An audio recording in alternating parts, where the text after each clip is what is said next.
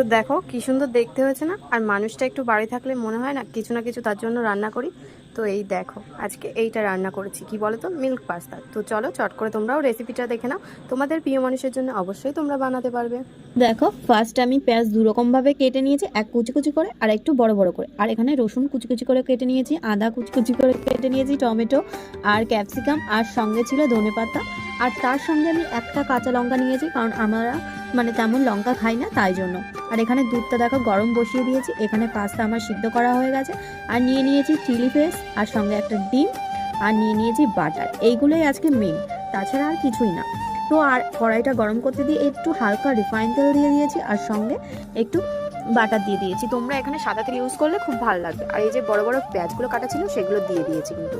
আর তারপরে এক এক করে সব সবজি তো এখানে ব্যবহারই করিনি, যা যা সব কিছু এক এক করে দিয়ে কিন্তু আমি কিছুক্ষণ ভালো করে নেড়ে চেড়ে নেবো, কারণ এটা ভাজা ভাজা হয়ে গেলে তারপরে বাদবাকি যা লাগবে সব কিছু দেবো এক এক করে।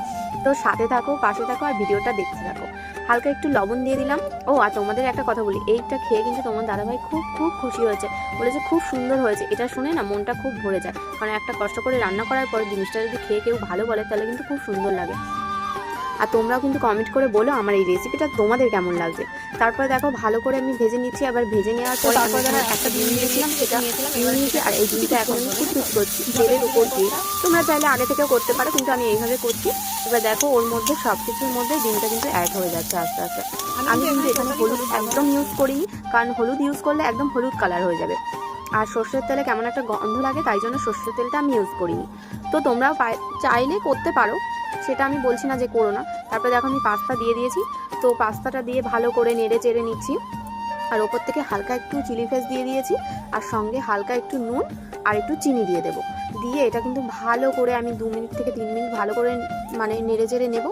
নেওয়ার পর যে আমি দুধটা ছিল সেই দুধটা ঢেলে দেবো।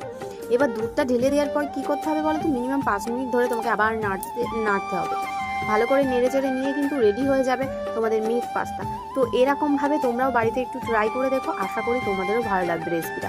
আমি কিন্তু এটা নিজের থেকেই করেছি, আমি কোথাও দেখিনি, তাই জন্য ভাবলাম আমি যখন করে খাচ্ছি তোমাদের সাথে একটু শেয়ার করি, তাই জন্য তোমাদের সাথেও শেয়ার করলাম। ভিডিওটা কেমন লাগলো অবশ্যই কমেন্ট সেকশানে জানাতে ভুলো না, আর লাইক কমেন্ট শেয়ার করতে একদম ভুলো না। আর আমাকে একটু ফলো করে দিও। টাটা।